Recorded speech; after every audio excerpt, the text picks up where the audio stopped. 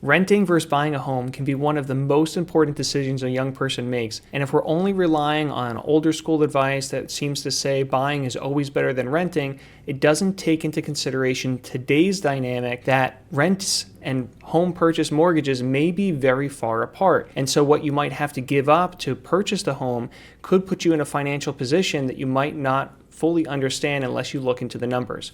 So to help us do that today, we're going to work with Ashley Washington. Ashley is 34 years old and she's not sure whether she wants to continue renting or buy a home. So when you look at Ashley's situation initially, it's like a lot of young people. She has some money in the bank, she's building up money in savings, so she has $60,000 that she could use for a down payment on a home.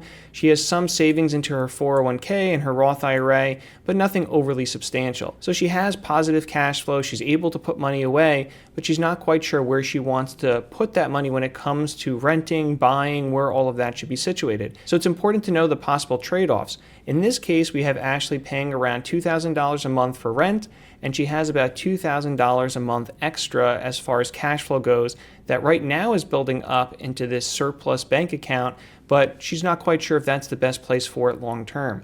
So when we look at her savings right now, what she's able to do, she has a surplus then of about $24,000 a year. So $2,000 a month, $24,000 a year, and then she's also putting that $6,000 a year away into her 401k.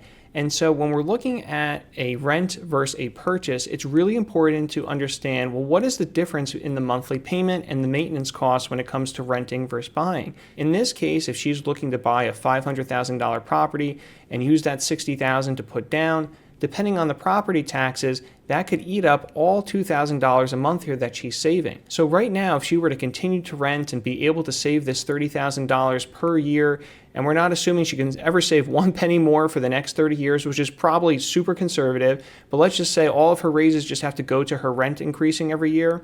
At the end of this 30-year period, $30,000 growing at, say, 7%, that comes out to about $2.8 million.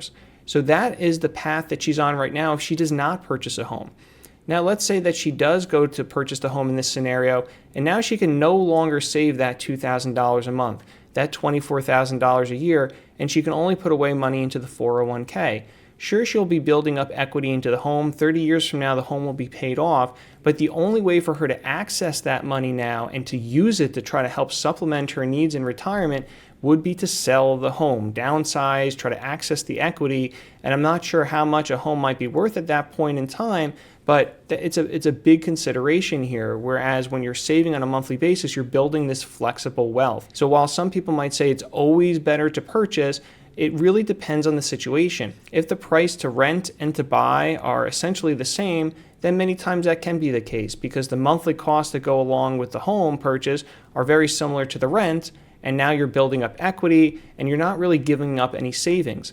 However, what we see a lot of times, depending on what location you're in, the home price could be much, much more expensive from a monthly standpoint than renting.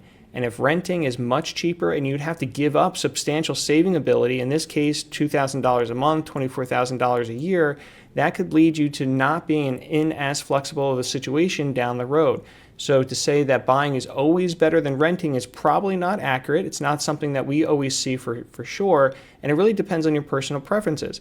Now, if you have a family, you want a yard, you want all these things, and the only way to get that is to buy, well, that's personal preference, that's lifestyle, and that's super important too. But for the context of this evaluation, I think it's just important to say, well, what is the difference? What am I giving up as far as savings goes?